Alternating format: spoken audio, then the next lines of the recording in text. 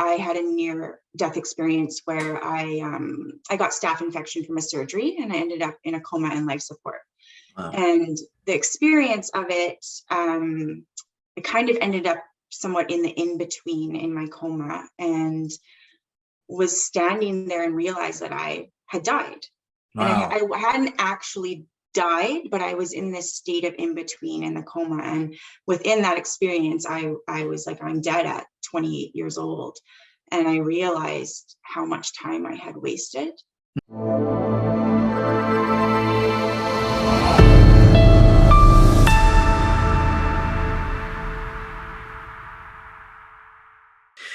This is Dale Cross, and welcome to another edition of the audio video podcast Soul Inspire. This is the podcast that features spiritually awakened individuals sharing uplifting stories to help you on your own unique soul path.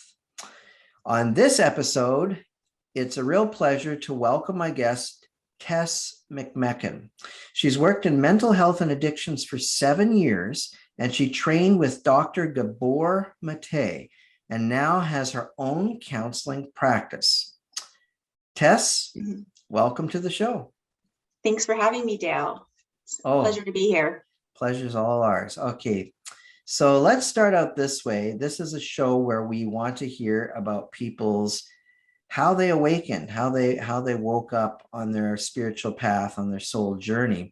So if you want, you could just start out with, I'm going to sort of start out by asking you I know you're a very spiritual person now. Have you always been that way, or what was your spiritual background? Were you religious at all, or were you always spiritual? Start out with that. Yeah, I think I came out of the womb curious and wondering why we were here. And I was fortunate to have a mother who was very spiritual. I mean, she read the Tibetan Book of the Dead when she was 15 years old. So she really helped me through that and taught me a lot. And so I was spiritual when I was younger, but it was more on a surface level.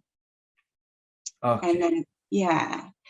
And then that continued. My spirituality shifted after I went through a near-death experience at 28 years old, and then everything shifted in that way.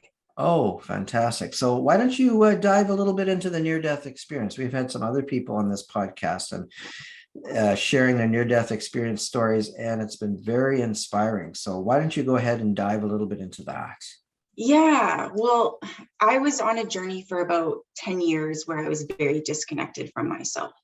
I think I was a very sensitive soul, and life beat me up a lot. And I had a lot of experiences that kind of made me jaded with life and very far away from my authenticity of who I was. And I had a near-death experience where I got staph infection from a surgery, and I ended up in a coma and life support.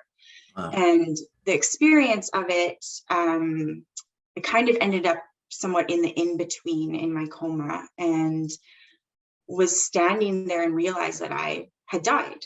Wow. And I hadn't actually died, but I was in this state of in-between in the coma. And within that experience, I was like, I'm dead at 28 years old.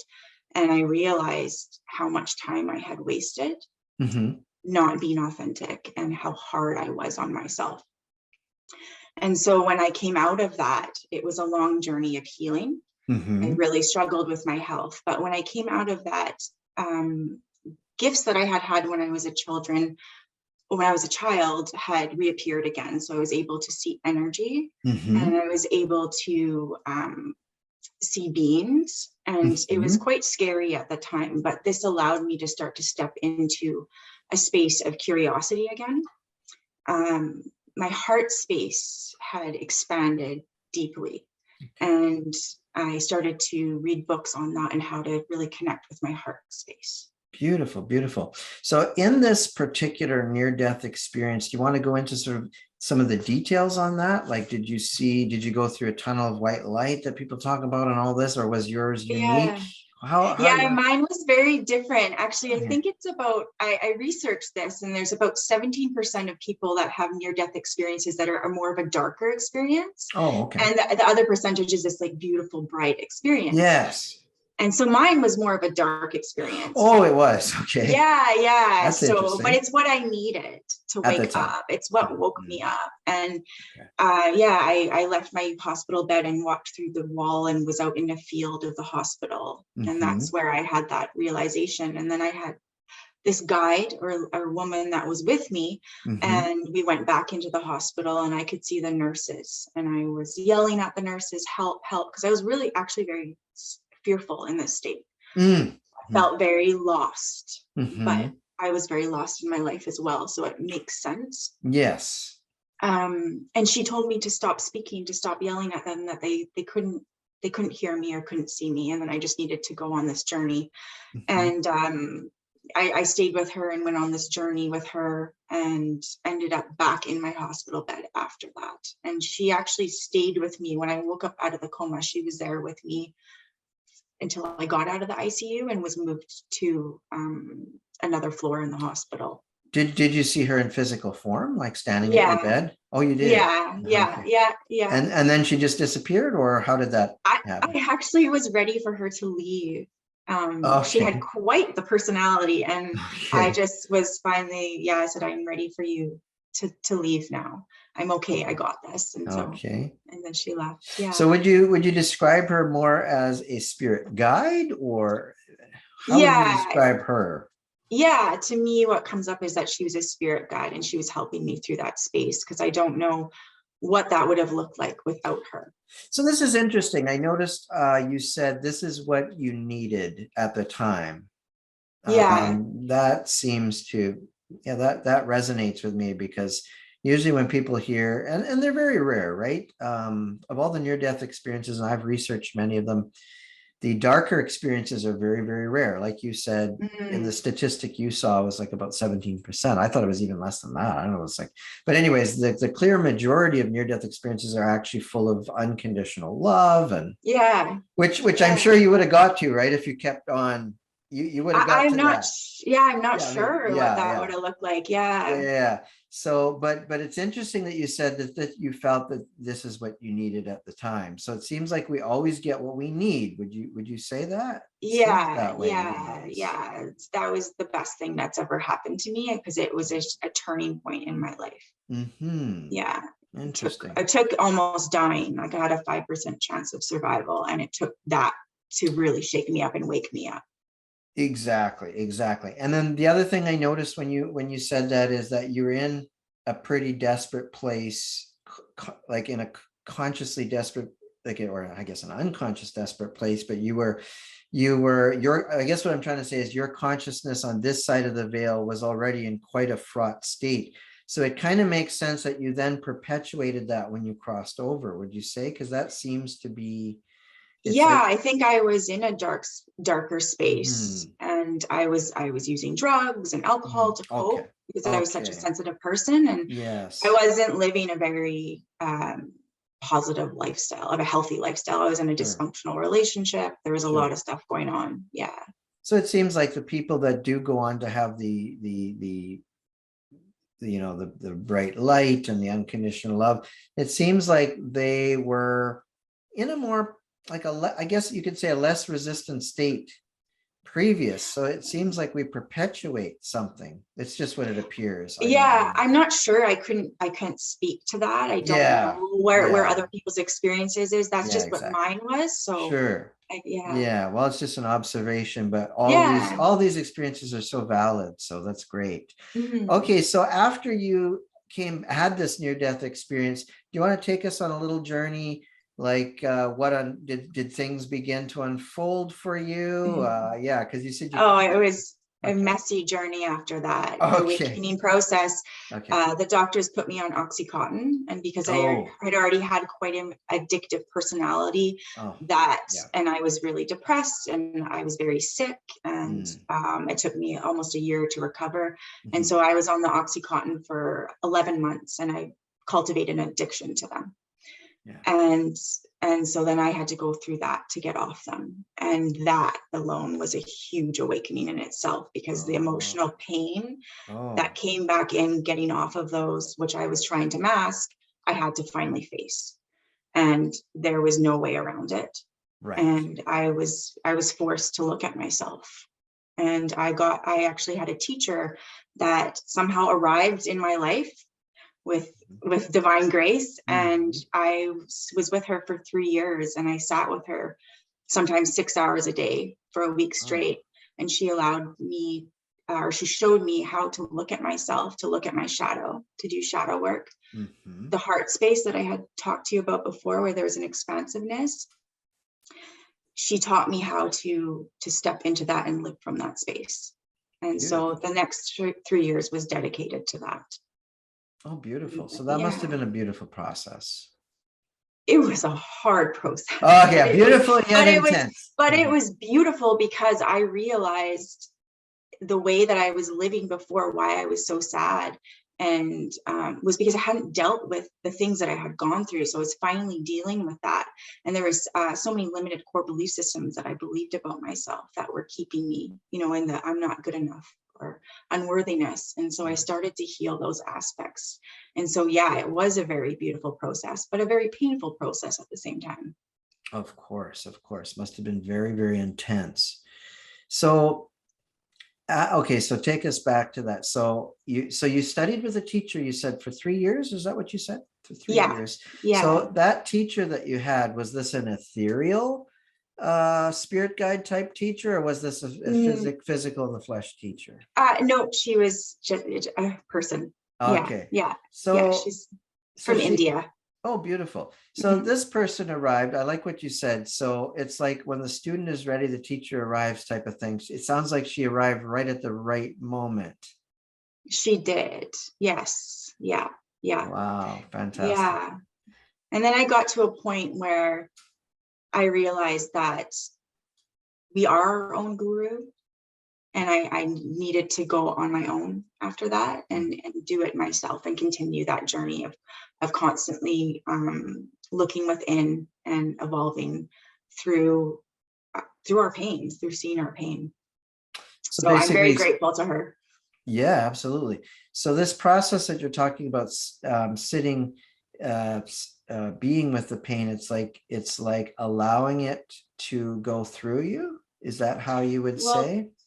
whatever, yeah, emotions are coming up in the moment. So let's say if it's sadness, it was being with sadness, and being treating it like a guest in my home, instead of resisting it, and just really listening to that sadness and what's underneath and where it came from, and the belief systems that were attached to it, and challenging those belief systems, because usually there's limited core belief systems that are attached, especially if we've had trauma, right? And where that deep sadness can come from, or the anger that we feel. And so just allowing those emotions to be felt, and know that they're okay, and not resist them. You can Right. learn a lot through that about yourself. So what we resist persists. That probably applies here. Yeah, I think if we resist what we're feeling, we're actually creating suffering. There may be pain underneath, but there's nothing wrong with that. It's that resistance that causes us to suffer. So it sounds like the pain itself can be a tremendous catalyst and a gift in that way, right? Absolutely. Yeah. Right. So if we can reframe the pain as a gift, as opposed to, oh my God, judging it and saying, this is horrible, this is Yeah. terrible. Like we need to, it sounds like we need to, if people can drop that, it'll be far more effective in moving through it, right? Absolutely. If we can change our perspective that our pain is happening for us instead of against us or to us, when we change that perspective, we're literally changing our perspective in consciousness, because and shifting through that um, will help us to become friends with that pain, if that makes sense. Gotcha. Yeah, And absolutely. then there's so much revealed through that. And then when we don't have resistance to that pain, it's just happening. Things move through us, but there's Yeah. no judgment of it.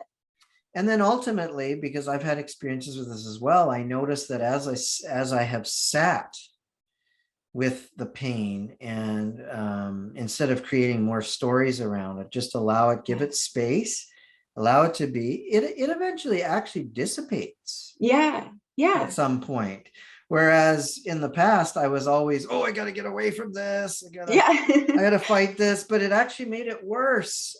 Yeah. It was Yeah. like, so if people want true liberation and true freedom from suffering, I mean, let's make a distinction between pain and suffering, right? We're going to have pain from time, or most beings, maybe all beings, have Mhm. had pain from time to time in their life, but the suffering is the choice, because I feel like a distinction, people like Eckhart Tolle, they make that distinction, right? Mhm. Between pain and suffering. Suffering is Yeah. the optional thing, Yeah. Yeah. because suffering is where we're judging and labeling that pain and fighting that pain. That's what creates the suffering. So I Absolutely. think this is so beautiful that you've come into this awareness. Oh, it You, changed my life. And it's one of the yeah, things I teach with most of my clients is yes. how can you become friends with your pain and see the gifts within it? Because there's always a gift. No matter what we go through, as hard as it can be, there's always a gift within it. So would you say that pain, we could look at pain as our teacher, each piece of pain, or whatever you're going to call it, is like a teacher. Yeah, absolutely. It's trying to show something Hmm. that it's just an energy that wants resolution. Yes. Yeah. It wants to be felt. It wants to be acknowledged. And And we trap a lot of our emotions in our body, right? If we don't know this. And so when we start to do this work, they'll start to come up, and it can feel yucky, but it's just being with them and acknowledging them and allowing them to move through. it gives me far more respect for them, because it's Mhm. like the reason. So humans on the 3D level, we feel this pain, whatever it is, this emotional pain or physical pain, whatever it is, we feel it. And we automatically, it's a knee-jerk reaction of a human to then label it and judge it. Oh my God, this is horrible. I can't. Yeah.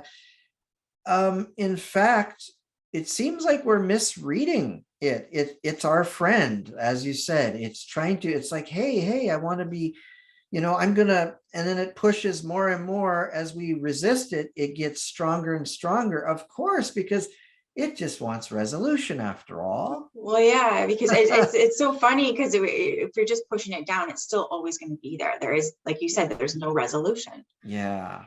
So it sounds like people can actually avoid further pain and further suffering, if they just make space for it. That's what I hear you saying. Yeah, yeah, for sure. Absolutely. Um, yeah, and within our pain, um, there's also states where we can fester in it as well. So there's also, when you start to do the work, is to understand where you're festering in that pain as well. So Okay, there's now, also a fine balance within that. so when you say fester, what I hear you saying is, and correct me if I'm wrong, the ego sometimes enjoys wallowing in Yeah, pain and yeah. becomes comfortable in that Hmm. pain. Yeah, and we can go into like the victim state and the Mm. victim mode, which will just perpetuate more pain. And so it's also taking responsibility within Mhm. for that pain and acknowledging our role in our own pain, because we do create our own reality, and it's really easy to point the finger outwards towards life and towards everyone else. So within that, it's taking responsibility for our own actions and our own choices, and our own pain. I love it. I love it. I love that you're bringing this message to the Mhm. world, and you work with a lot of clients, and it must bring them great relief and resolution. So I think that's a beautiful gift that you're offering the world. I I, I feel that your spiritual journey, correct me if I'm wrong, I'm pretty sure I'm right on this one. I'm not very often right, but I think this one I might be. All jokes aside, I feel like you have gone through a great deal of pain and suffering in your own life, and that has become a catalyst so that you can bring liberation and freedom to so many. Yeah, I agree. I hope I can help people, just even if you say one thing to one person, and it might just shift them, because I know that I felt hopeless and helpless in my life, and I was able to shift that. And I feel like I see so much beauty in life now, and life can be really beautiful. Even if we do have pain and experience pain, I still experience pain, but I don't have a preference to want to be out of it. I'm okay with it. That's beautiful. That's really, really beautiful. So it's like you've dropped judgment of it, and it's like with pain, without pain, I'm good. Like, Yeah, it's kind of like that, right? yeah. And well, and when painful things come up, right, a trigger in the moment, Mm. okay, if you're on a healing journey, you're like, oh, well, this is the gold right here. This is showing me something within that needs to be healed. Because I'm triggered in it. And so we can get curious about that. And then the more and more we pay attention to those things, the more we heal. And so it becomes kind of fun in a way. Yeah. The healing journey can become such a powerful journey that it's like a way of life that it's can be fun. I know that sounds weird, but I enjoy it so much because I know the benefits and how much we can really heal. I think by reframing it like that is a wonderful, beautiful thing you're doing, because that frees up your life force energy. Just that Yeah. reframing it as fun or an Yeah. adventure, the spiritual journey as fun or an adventure, because the spiritual journey, we all know it's not all roses and lollipops, is it? It's No, spiritual there's like, awakening. yeah, like there's ups and downs. However, coming into your essence, knowing who you are, that's unchangeable, isn't it? That's never affected. And Mm-hmm. it's kind of like you're here and you're observing all these ups and downs without buying into the ups and downs, and seeing that as part of the process. I think that's an excellent. Absolutely. Well, it builds your resilience, right? So then when these things show up, because on the awakening journey, things are going to keep showing up that need to be healed. And sometimes it can get really intense. But if you have the foundation for having the perspective of this lightness within, and being friends with your pain, then when these things hit, you can go through them with much more ease, instead of Yes. it feeling like a roller coaster. Yes. I've heard a lot of spiritual teachers say it becomes, or her one in particular anyway, say it actually, yes, she still deals with ascension symptoms, whatever you want to call it, or we don't need to call it ascension symptoms. We can just call it, the whole waking up journey, the whole waking up process. She says that she still gets those, but there's so much, she used the word, what you use, so much easier to deal with. Yeah, more ease within it, for Yeah, sure. that's Yeah. great. Yeah. Yeah. So you're no longer becoming identified with the body. I think would you agree that it could be, right? Let's just put it out there. Actually, I know a lot of teachers teach this, and for me, I feel this resonates with me, that it's the identification with the body, saying, I am the body. I am separate from everything and everyone. That's what creates the real suffering. Yeah, the body can create a lot of suffering. So, Yeah, it's because definitely been my biggest teacher. these intense feelings, well, at least they appear to be happening in the body, right? But it's like when we say, I am my experiences. No, you're having experiences, you're not your experiences, right? And I think that when a person can finally get that in their heart, and they make that leap into the heart where they say, you know what? I am pure spirit. I am not my body. Ram Dass taught this. Eckhart Tolle teaches this. A lot of the great wisdom teachers, right? That's got to help tremendously. Oh, absolutely. Yeah, especially when you are connected to that spirit within, or your presence within, and then you can feel like you're not your body, that's just temporary. Yes. And you almost become then the witness or the observer of this up and down play of life. Yeah, for sure. Yeah, it's going to be in the pendulum, right? The pendulum. Have you ever heard of Hermes Trismegistus? I don't think so. So he wrote, so he was one of the, it's claimed, right? It's claimed that all religion came from that original teaching, and it came from the time of the Egyptians. Okay. And there was a book called the Kybalion. I don't know if I'm pronouncing it right? Because I'm not good with pronunciation sometimes. Kybalion. anyways, this book was written in the early 1900s. I tend to get into a lot of books, like New Thought type books from the early 1900s and 1920s and stuff. Cool. So this book is called The Kabbalion, and in that he talks about what you're talking about. He talks Okay. about how there's this pendulum. This is just a universal law that swings back and forth, and the master knows how to create balance in the pendulum. So, but the pendulum swings, so it swings whoa to the negative, but then it inevitably it's got to swing whoa all the way up to the positive, and people get caught. They identify, they say, I am the body. They get caught up in, oh my God, I'm a victim. Oh, my life is terrible. I'm the negative. Or, oh, I'm so great. I'm a spiritual master or something like this, right? They get caught in this upwards, but it's all ego. Yeah. So what he teaches is to get into, well, he calls it divine ego, but we'll just call it pure spirit for the sake of this podcast. And when you're in pure spirit, you're the observer, you're the witness, and you still see the swing, and you still see I shouldn't say you still see the swing, you see the ups and downs, but it doesn't, you can actually control that's what I'm trying to say. You can control the overall swing of the pendulum.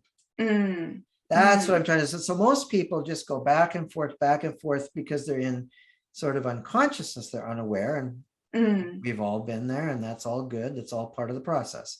But so I'm not labeling anybody here, but I'm just, because we've all been there. But he actually teaches that, well, exactly what you're saying. So you're making friends with, you're giving an example of it. You're making friends with your fear, or sorry, you're making friends with your, I don't know. Pain. Yes, pain. That's the word. And that stops the swing of the pendulum going way, way back into the negative. It keeps you balanced. Yeah. Yes. So I think that's beautiful. And I still have blind spots, right? We can see when they say on that pendulum where it swings over to here, and then you'll see later, right? Like, okay, I'm unconscious in that area, and that's something I need to look at. Yeah. But those are the teachers, right? To see where we can go into unconsciousness, because I still have those blind spots. Well, what he's talking about is so we got to make a distinction between the swing of the pendulum and the up and down. Yes. So you'll still observe the up and down, but by observing it and not buying into it, like not being identified, absolutely, it will not swing all the way back into the negative again. And that's the liberation. Absolutely. That's the liberation. So that's a beautiful thing. Another thing I wanted to point out is that I feel like, because you've gone through such intense, pain and suffering, you had your own addiction issue. I feel that is a tremendous catalyst. Like, your clients must be so grateful to be working with you, because you can relate 100% with what they're going through in a way that nobody else can. Like, people that have not been through addictions, they've got a different calling, right? But this is your calling, and I just want to honor that. And, thank you. I think it's so beautiful. Yeah, I see that journey of addiction. I had a lot of shame about it for a while, and now I'm actually have somewhat, I'm okay with it. Like, I'm good with it. I'm happy it actually happened, because it's such a big part of my journey. And then going forth my journey, I really want to walk with people that are going through that, and walk beside them, and know that they can have a different life and can heal. It's just really, really beautiful, because now you're able to take what you have, what you have experienced, and now you can relate to the experiences of your clients. Yeah, and absolutely. They will feel that genuine connection that you have with them, because you've been there, done that. So that is really, wow, that's tremendous. Okay, so let's back up a little bit. So you so you had the near-death experience, and then you had this teacher that you sat with, because then you then you got out of that, and then you said you sat with a teacher for 3 years. That really helped you. Yeah. And then finally you came to a point, and I think it seems this happens to all the people on the spiritual journey, where they go more of a direct path than progressive. And it seems like that was more a progressive path, where you were studying under somebody. And then you realized you can be your own guru. Tell me a little bit about that. Yeah, I definitely went through that whole thing with the guru. And within that, there was a lot of lessons there as well. And it's, again, like looking for something outside of us to help us in that way, or to walk towards enlightenment or self-realization. And I just started to see that this was a crutch for me. Okay. And that it was time for me to go on my own. That journey had come to an end. And there was a whole other awakening through that, stepping out on my own, almost like a new baby without those crutches. And yeah. Or without the training wheels, right? Yeah. So yeah, and then it just unfolded from there. Now, we want to make the clear distinction to our listeners and viewers here. We're by no means saying that having a teacher, a guru, of course, you did it yourself. It's part of it can be part of the process. Part of the process. So we're not saying that gurus and teachers, I mean, we need these people. So they are pointing us, they're pointing us towards the direct path of where you finally realize, where you get to a point where you no longer are looking outside of yourself. Yes. But you're more stepping more into the unity consciousness. And that's what I hear you saying. Yeah, and everybody has their path, right? And I think it's great to have teachers. I mean, I would not be where I am without her. I'm eternally grateful to her. It's just that you start to listen to your path, and you know when you have to make a change, or where it's shifting, or it's time to go on your own. Yes. And it's just an evolution that happened. And the really cool thing is, you know, the ego wants to have us convinced that, well, oh God, you'll be all alone. But actually, we're never alone. No. Even when we're alone. Let's say we're physically alone and we're in the state of meditation, whatever, or whatever we feel called to do. But we're never alone, because we're with Source. We are Source, right? We're a part of Source. At least that's how I see it. Yeah, absolutely. So, I mean, you can never lose. I mean, yes, it's like Wayne Dyer used to say. He used to say the connection can be corroded, but you're never you're never truly disconnected from Source, because you are. The Source is within you, right? So it's like you can't get any. Listen, you can't get any closer to God or the universe or Source, whatever you want to label it, or he or she, whatever you want to label that.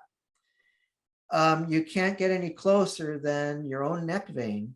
You know, you know. I think that's what the Muslims say, right? They say closer than your own neck vein, which I think is beautiful. But you know, I take the good with every religion, with all the spiritual. I take instead of looking at them all against, I take the good out of each one. You know, like there's some gold nuggets. Absolutely. Each one. Okay, so let's get back to so you sat with this teacher for 3 years, you learned a lot of lessons. And then upon let's say the end of that particular stage of your journey, you were at a crossroads, right? And then so is that where you began your mission? Like, because I see that you're on a mission now. Is that where you began studying to be an addictions counselor? How did that go?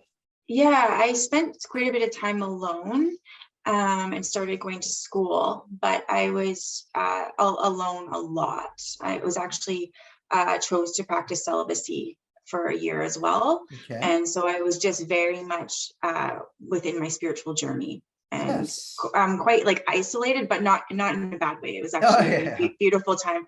And then that's when I started to go to school and did my program.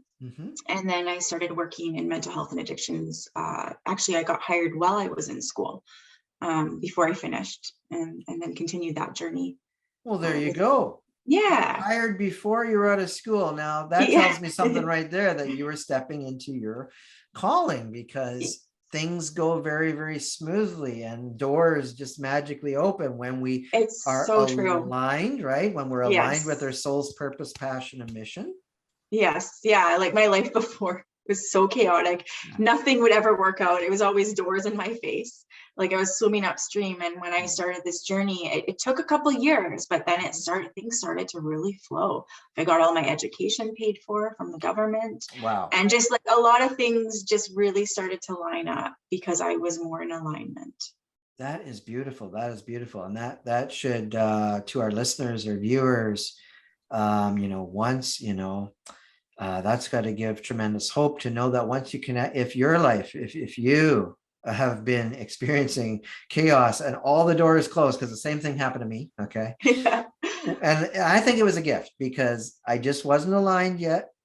And it's like all these doors kept slamming in my face. And then doors began opening, as you said, for me as well. Because I stepped into, I discovered what my purpose, passion, mission was. I step into it. Of course, the podcast is part of that, and step into that. And then the floodgates just open. It's beautiful. Absolutely. I think some of those doors that close, like for me specifically, they were there to try to wake me up. And we have all these, let's say, checkpoints in our life where our life's saying, wake up, wake up, wake up. But I wasn't listening. It took me almost dying to actually listen. So once you start to listen to the guidance of your own soul, and you're really following for your highest good, then I find then you're in alignment, and that's why it gets easier and things open up. That's my perspective. That's well, I totally resonate with that because I've had that experience as well. I mean, as far as, the doors opening once you are in alignment. Shirley MacLaine talked about that too. So Shirley MacLaine is a really wonderful woman. Of course, most people know she's a famous actress, but she's also a profoundly spiritual person. And she's never shied away from that. She's been very vocal, very open. And she has said that she's actually led a very charmed life. And somebody asked her, why did things always work out for you? And she said, simple, I was aligned. This was my purpose. So I was aligned with it. And then she's like, when you're aligned, I believe she said, life just flows. Absolutely. So, and it's flowed for her since the 50s. So that's pretty good, Yeah. Now I think she's in her 90s. Yeah, I believe she's in her 90s. Wow. Maybe even older. Maybe, I don't know if she's 100. No, I think she's still 97. Anyway, what a beautiful soul. Beautiful soul. Really appreciate her. Okay. So let's go back. So you had the teacher for 3 years. Then you came more into, as you said, you took the training wheels off, as you called it, although very important part. The teacher was beautiful. It was a beautiful experience, and it was a very important part.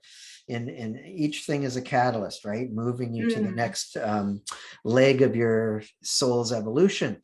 So when you started, so you said you while you were in school, you got to work in addictions counseling already. Is that what you said? I wasn't counseling, but I was a human service worker and key worker at a facility where women would go who struggle with addictions and mental health. Fantastic. And then when did you start? Take us to the next leg. Take us to the next leg of your journey. So then when did you start working in your purpose, passion, mission full time? After I graduated, I think I got a full-time job there and started working full-time. So it was a year after I had started. And that was really powerful for me on my journey because, and especially graduating from school, because when I was younger, I had these belief systems that I was stupid because I didn't do well in elementary, high school. I just wasn't interested.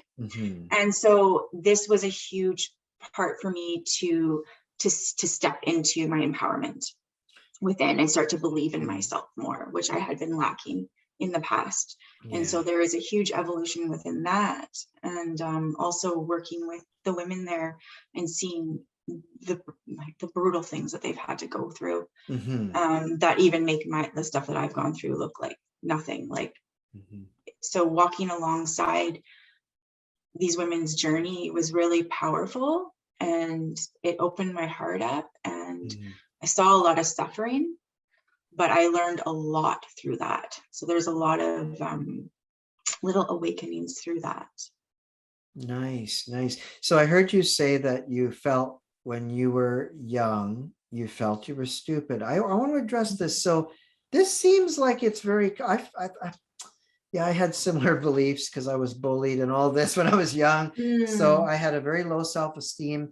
And let's talk about some of these limited beliefs, because I know you work with a lot of people, or you work with clients. And can you share something with our audience? What are some of the limiting beliefs that are common? I think like I am not worthy. Maybe that seems to be a big one for people. And then how do you help people address some of these limiting beliefs? Do you have you have certain practices you work with people? How does that work? Yeah. Well, children are authentic and pure when they're born, and they are given messages somehow through their parents, through the environment, that their authenticity is not good enough, or is a burden, is not important, or that they don't matter. It doesn't mean that it was ever true. It's just that children, especially sensitive children, will give up their authenticity on an unconscious level and replace them with these limited core belief systems. And so they believe these things about themselves. And you're correct, I am unworthy is a big one. Mine was, I'm not good enough. Okay. And so we carry these into adulthood, and they reflect in our lives, in our relationships, in our daily life. And so what I do is I help my clients to go into the past and find out where these limited core belief systems were cultivated, and from what trauma, what happened when they were young, and then do belief work on it. So challenging it, that it was never true in the first place. So say if it's unworthiness, that they were never unworthy in the first place. And then doing inner child work and reconnecting back with the child within. Because we all have the child within that's a part of us. Time's not linear. And so we can actually change our past by healing in the present and connecting with ourselves as when we were children.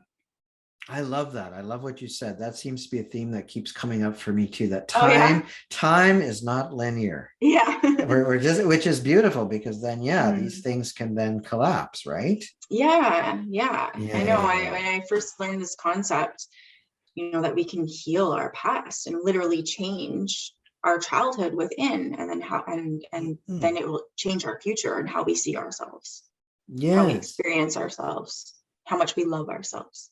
Yeah. So you studied under Dr. Gabor Mate, is that correct?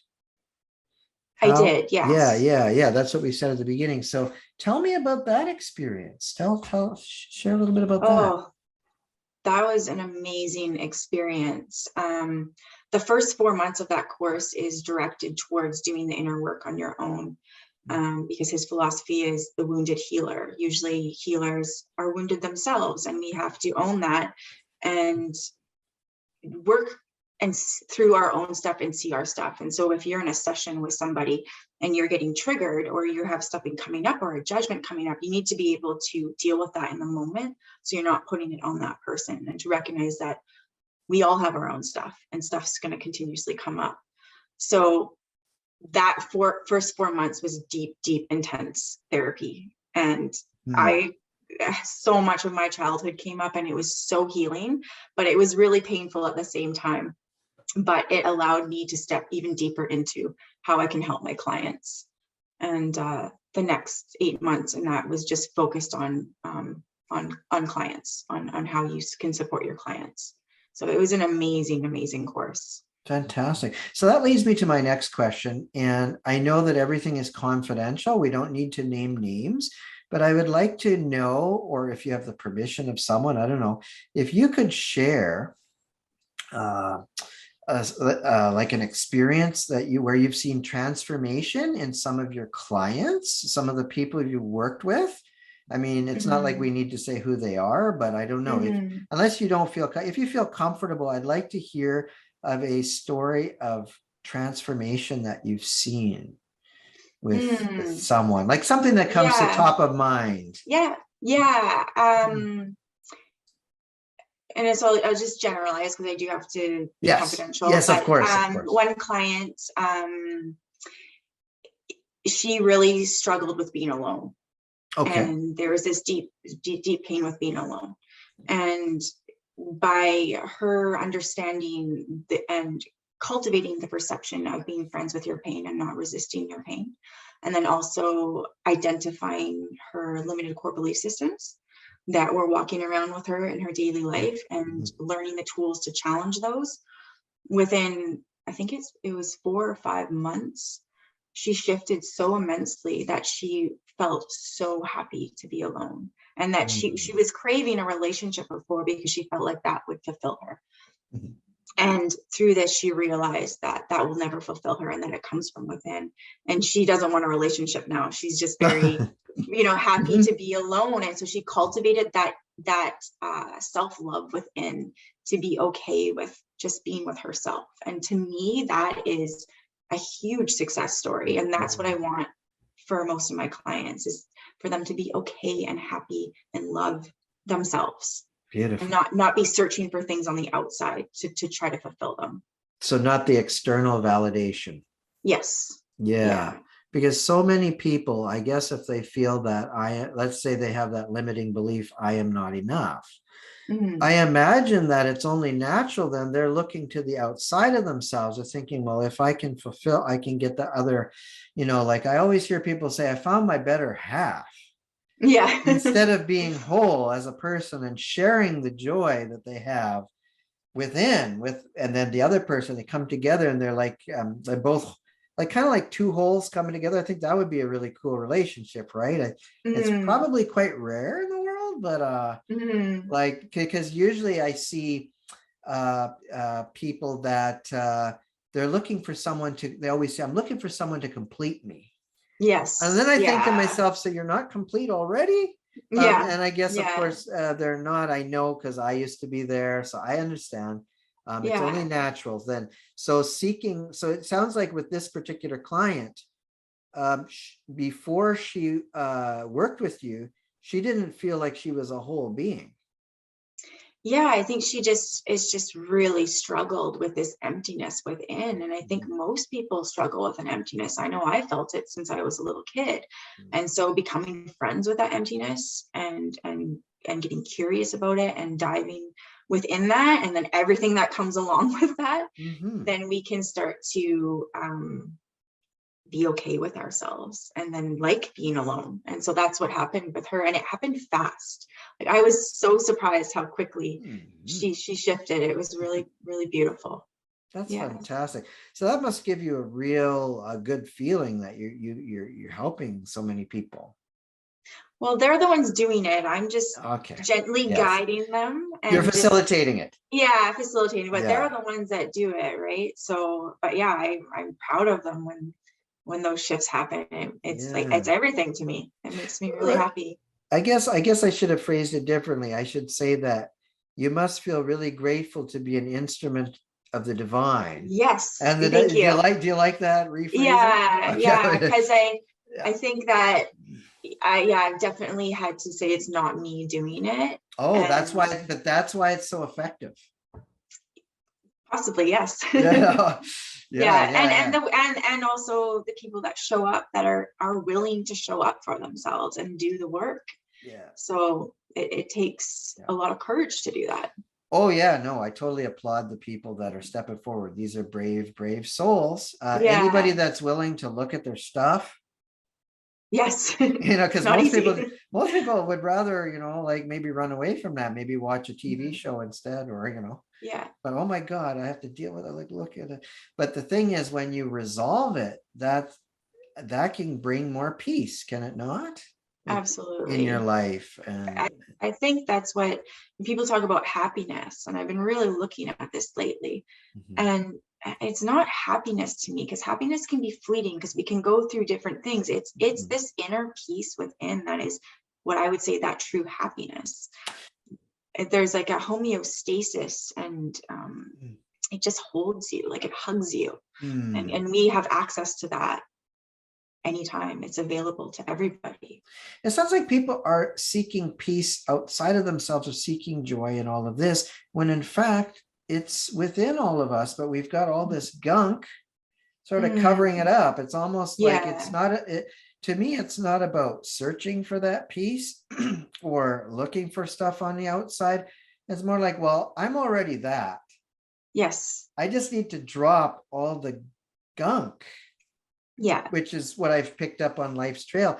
And I think someone like you helps people release all that gunk. And then when all that stuff drops away, they're left with the peace that they are. Would you say that that would be a good way of I'm looking at able it? to, I agree with what you're saying. And I'm able to guide people where they maybe need to bring more awareness to things so they can see it, so they can start to become conscious of that and heal it, right? And it's a process too, right? So we can come in and out of peace, right? And I think once you've really, really stepped into that, then you understand that that peace is always within you. So I know that it was kind of like I was in and out a lot on my journey, you know? And so I know the beginning of my awakening journey, I had a lot of different illusions that I thought of the awakening journey. Sure. And so I thought I was at this peaceful state at this time because I was so peaceful for a while, and then something happened in my life and I was like, why am I not peaceful anymore? So I thought I was actually more like spiritually evolved than I was, and that was a big ego check. Sure. So there's I think I think that's just part of the journey. Yeah, we've all been there. I think up and down, and almost like it's almost like the ego wants to say, wants to hijack like what. So it's like we do some spiritual work on ourselves, and then the ego wants to claim it for itself. But then but then when that happens, you're identified with the body again. And then, of course, the peace appears, we'll say appears to be going up and down, right? When in fact, it's the observer, which is the real you, right? And that one always has peace, no matter what happens. Yes. At least that's been my experience. Absolutely. But I'm by no means, of course, I have to go through all that too. And have to check myself, have to, oh God, there I go into the ego again. Yes. But then, observing the ego and letting it do its thing sometimes too, and just watching that, and then that dissipates. Eventually that dissipates as well. If it's doing something that I don't, that's not, the most good thing. Okay, I don't like that. But it's like when I watch it, instead of judging it and going, oh my God, that seems to cause more, that seems to feed it. Oh, absolutely. If we're judging ourselves, right? Yeah. So you talk about making friends with your pain. You could also take it one step more and say, make it friends with my ego is my friend too, because it's helping me wake up. Yeah, for sure. To who I really am.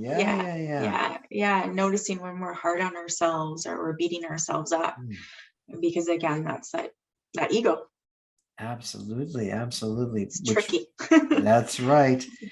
Well, as long as we have a body, but it's just temporary, right? But yes. So I would like to ask you, what is the biggest, because you said you've had a lot of life lessons, right? Or you've gone through a lot of changes.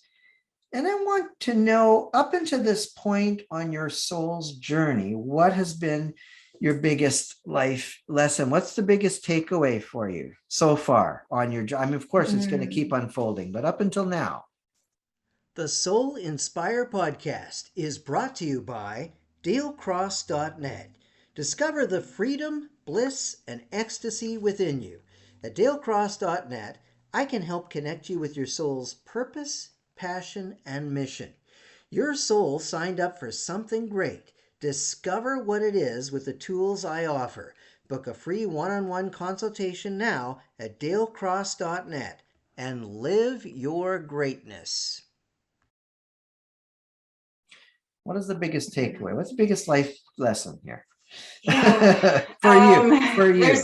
There's lots, so it's hard to say the biggest, but I think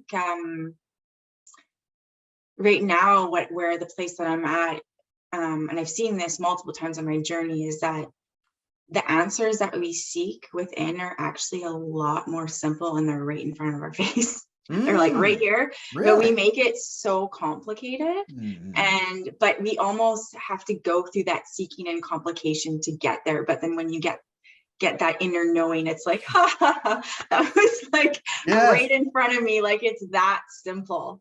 And yeah, I think we put so much on our ego and our mind and give it so much power that it's more powerful than us. And it can be like the snap of a finger where you can just be like, no, I'm not engaging in this. And I really learned that recently, that the power that I gave to my mind because of my belief of that was actually a hindrance to me. And that's starting to shift. And it's like more space. There's more space. And so that's the biggest thing up into this point that I've gotten to. Yeah. Sorry to interrupt you. Do you think that it's the identification with the ego? Because it almost seems like it's the ego that wants to complicate the spiritual path. Yeah, it is an identification with it. And you know what? I also think too, like there's a divine grace that comes in and helps with that as well. So, it's easy for me to say, well, you can just stop the mind, but I know how tricky it is when you're in it, right? So it's so tricky. It's even hard for me to explain right now. Sure. I think that you're doing an excellent job of explaining it, by the way.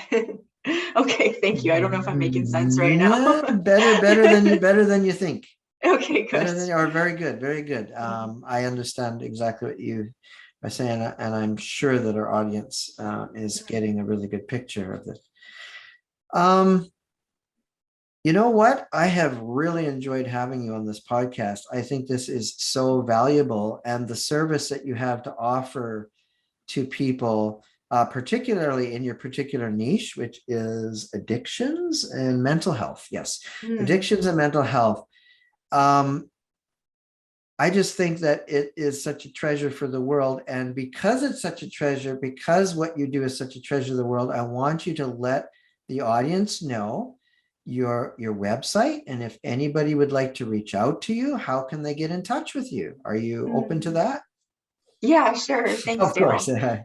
Thank you for the very kind words.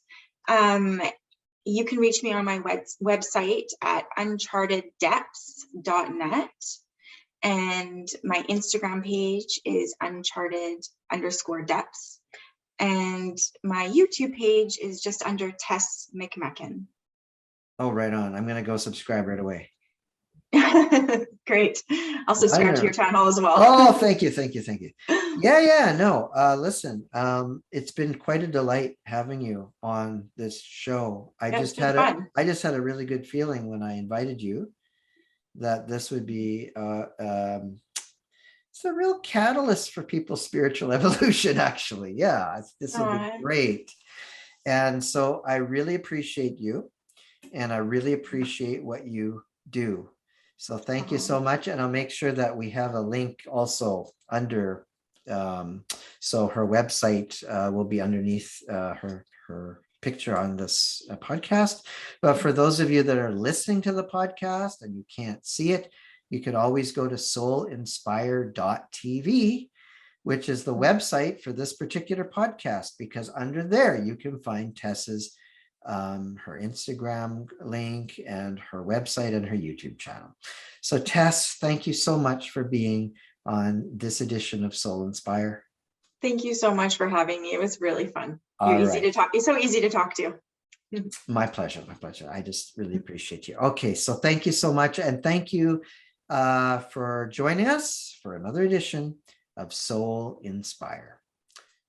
See you next time.